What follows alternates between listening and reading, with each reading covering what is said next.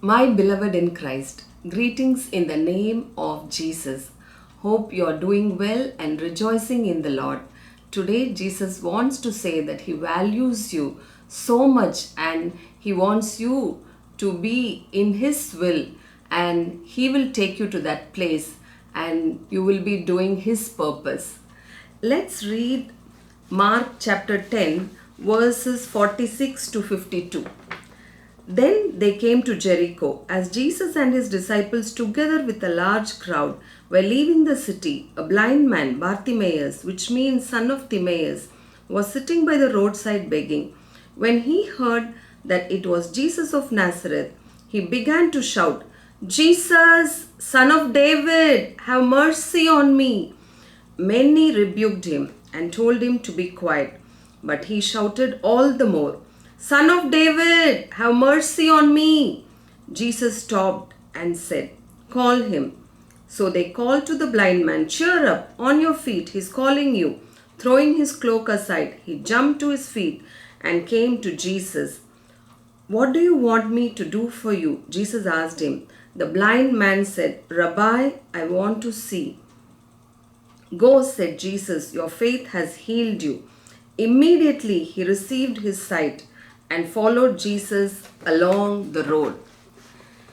Here we see that Jesus, along with his disciples, they and the crowd following, they are leaving the city Jericho and they're going to go to Jerusalem. But in between, what happens is there is a blind man, Bartimaeus, who is son of Timaeus. He's sitting at the roadside and begging. So when we see his situation, his condition, he's begging, it's given.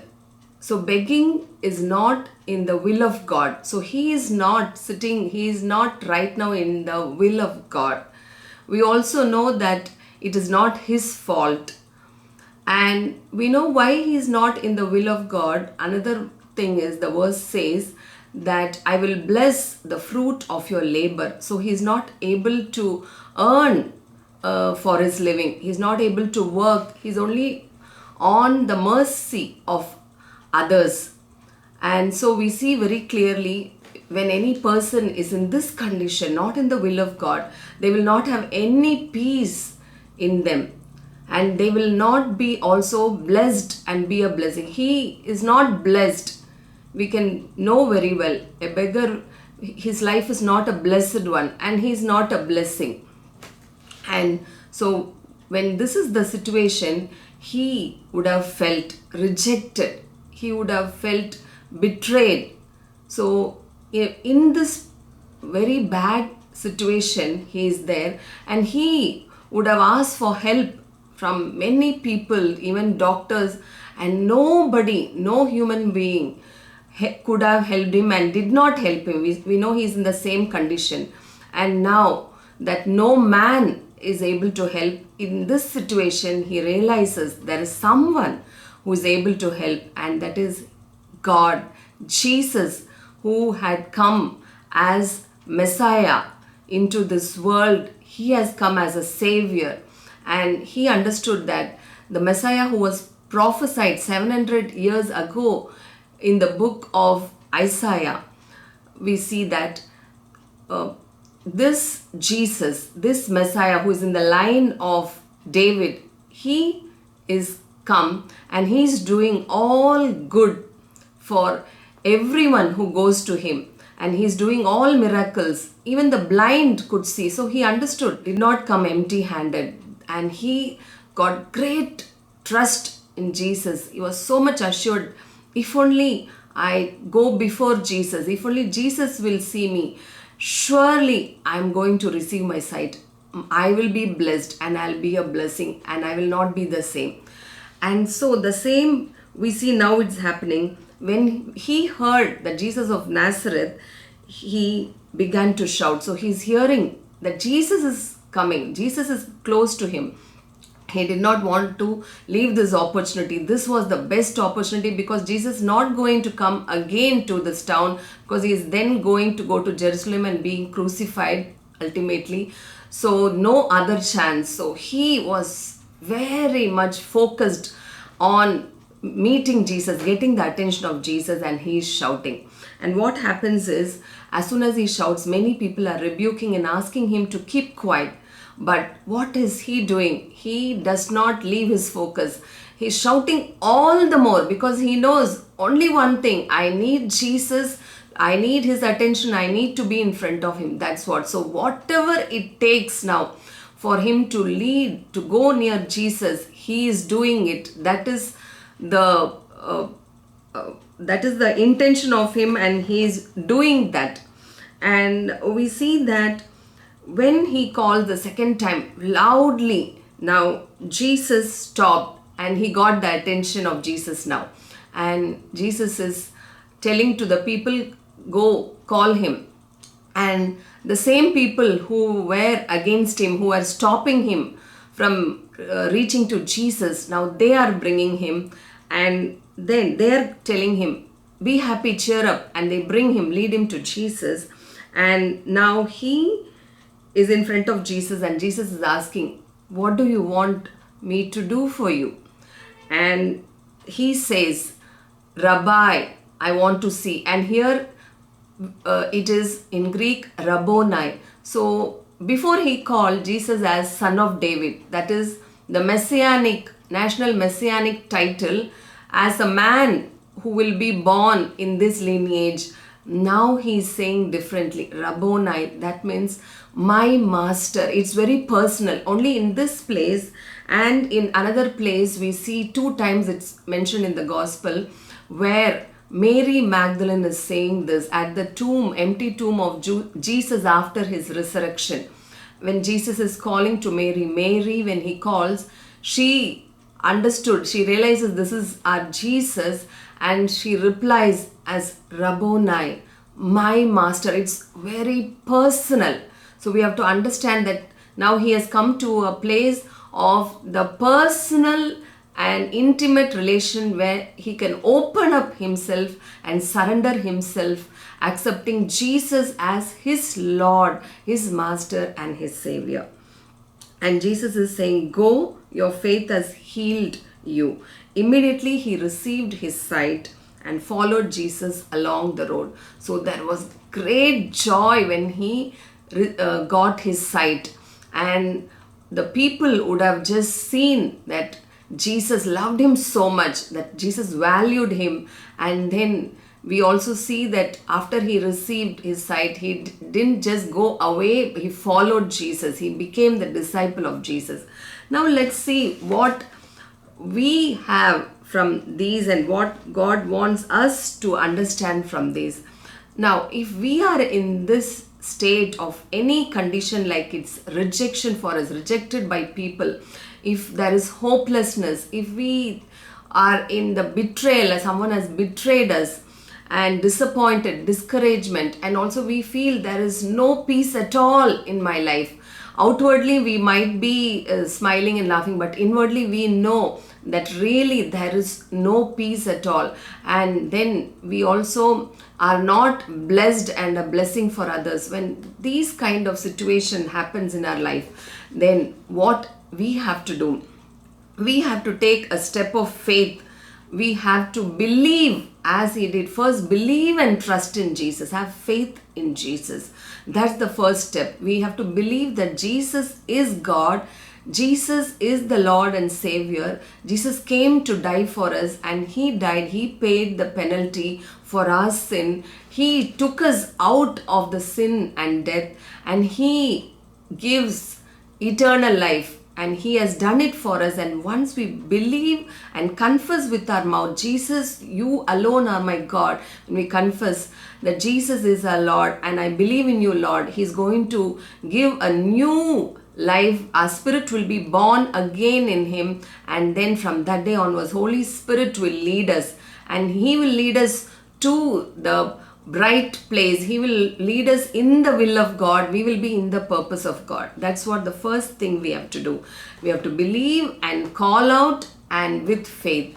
The next thing we have to do is talk to him. We have to call him. We have to speak to him. And that is by prayer. We have to go to him every day with the love that he gave into us.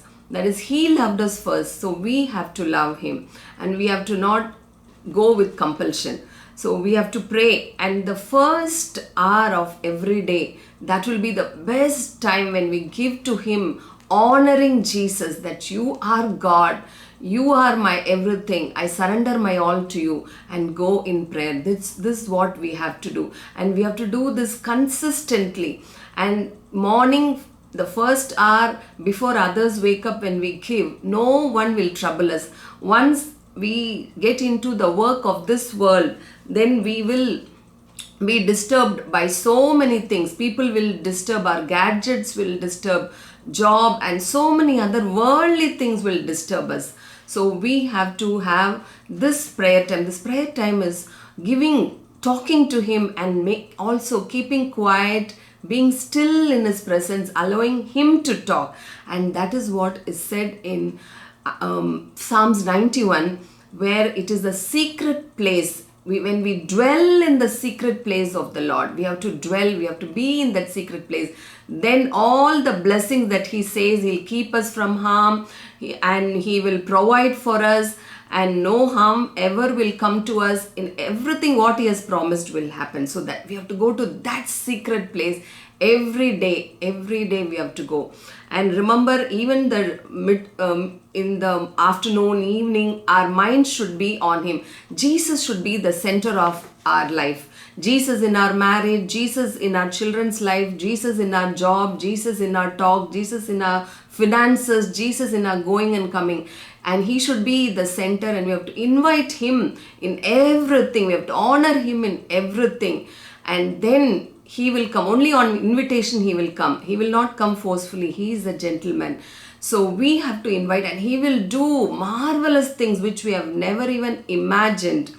And he will guide us. The next thing we have to do is read the word of God, because the word of God is Jesus himself. He is the living bread. He is the manna.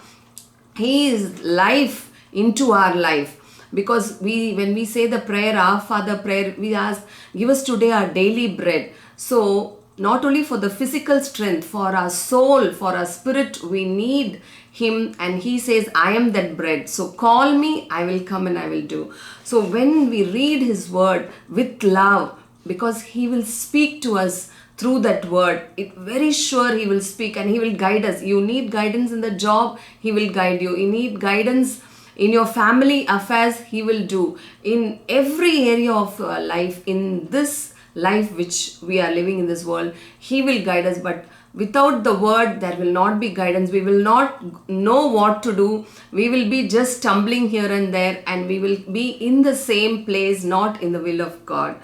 And then once we read the word and meditate it, not just memorizing it, but we meditate what he says day and night, and we have to obey, because the word of God says, if you love me, you will obey my commandments. So when we obey what he says, whatever promises is given, that he will do for us, because he is not respecter of person. He does not show any favoritism.